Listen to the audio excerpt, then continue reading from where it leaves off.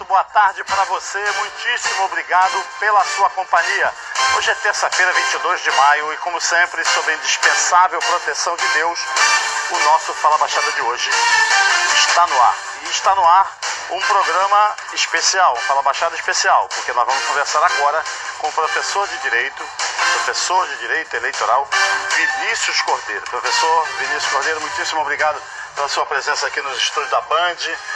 Eu fico muito feliz e honrado em poder entrevistar o senhor, porque nessa área do direito eleitoral é impressionante como muitos advogados declaram, emitem e muitas vezes até assinam pareceres completamente diferenciados com a própria lei eleitoral. O senhor concorda com o que eu estou falando? Bom, na verdade, o direito eleitoral é um direito que cuida diretamente da questão do poder. Então, muitas vezes, alguns colegas são contaminados assim pela vontade dos seus clientes, né? Que às vezes você recorre de uma eleição de prefeito não por um motivo jurídico, mas um motivo político. Você quer um efeito político, na verdade, quando entra com uma ação política contra um adversário. Sim. Então, no direito eleitoral, isso é comum. Então, há de se distinguir o joio do trigo e você entender de fato quais são aquelas teses que, mesmo que você discorde, são teses respeitáveis, são teses em que o judiciário se incline. Por exemplo, daqui a alguns meses eu faço 30 anos nessa área, né? E eu já vi de tudo, eu já vi muita tese virar lei, virar legislação, e vi muita tese que deu com os burros na água, não foi recepcionada pelo judiciário, né? Agora, eu queria lhe perguntar, mais recentemente, decisões do Tribunal Superior Eleitoral e também do Supremo vem apontando na direção de irregularidade na prestação de contas dos candidatos, muitos deles eleitos, de deputados, de senadores e até da presidência da República. Sendo que, no contraponto, na defesa dos que são apontados como os que patrocinaram irregularidades, está sempre: as nossas contas foram aprovadas pelo Tribunal Regional Eleitoral ou pelo Tribunal Superior Eleitoral.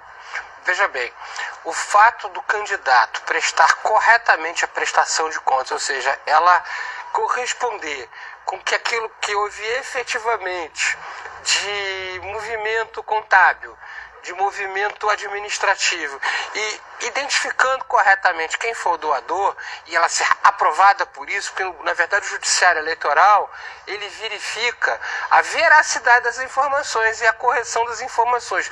Não significa, por exemplo, que o doador se exima de ser investigado pela autoridade criminal por ter sido uma doação que adveio de chantagem ou que adveio de uma relação empresarial indevida.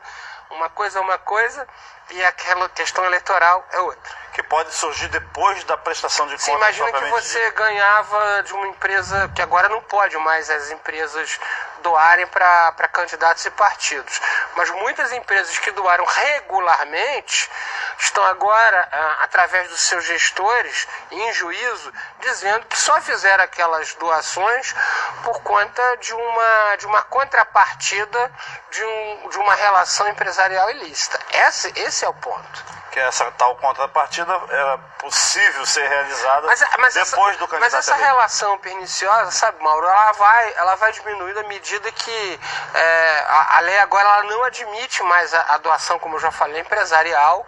Eu creio que é um grande avanço. E o dinheiro da campanha vai ficar muito em cima da hora, basicamente em cima do aporte do fundo especial. Então, quem é que vai ter dinheiro nessa eleição?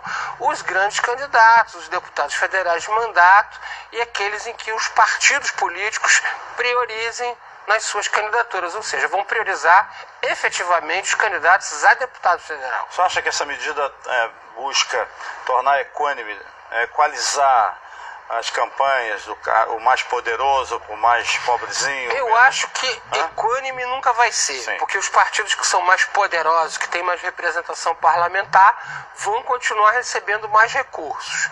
Mas o fato é que vai diminuir um pouco aquela distorção entre você ter, como nós tivemos aí na última eleição, um candidato que gaste 24 bilhões e outro gaste 1.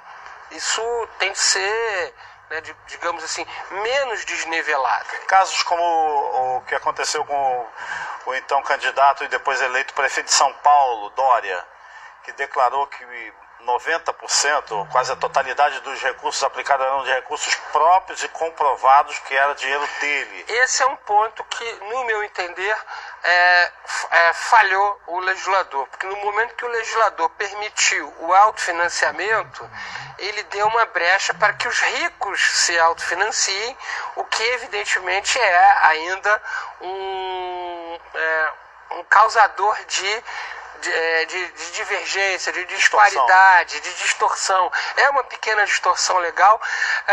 Me parece que teve um partido, o PSB, entrou com uma ação direta de inconstitucionalidade que está sendo examinada pelo Tribunal Superior Eleitoral e a gente está aguardando ainda se o autofinanciamento vai ser permitido ou não. O fato é que a lei e a resolução do TSE permitem ainda o autofinanciamento. Hoje ainda pode. Hoje ainda pode. Então, se os banqueiros reunirem e resolverem, cada dono do posso me autofinanciar. Que resolver ser senador da República, seguramente o Senado vai ser... Caso essa lei caia, digamos assim, o milionário ainda vai ter uma grande vantagem, que é de poder se autofinanciar em apenas 10% da sua receita bruta de 2017 que ele declarou ao fisco. Vai ser possível, mesmo assim? Vai ser possível. Eu queria pedir licença ao senhor por alguns minutos para o nosso primeiro intervalo do primeiro bloco e já no segundo bloco perguntar ao senhor que lei, que modificações importantes já aconteceram na legislação eleitoral, inclusive a chamada vaquinha.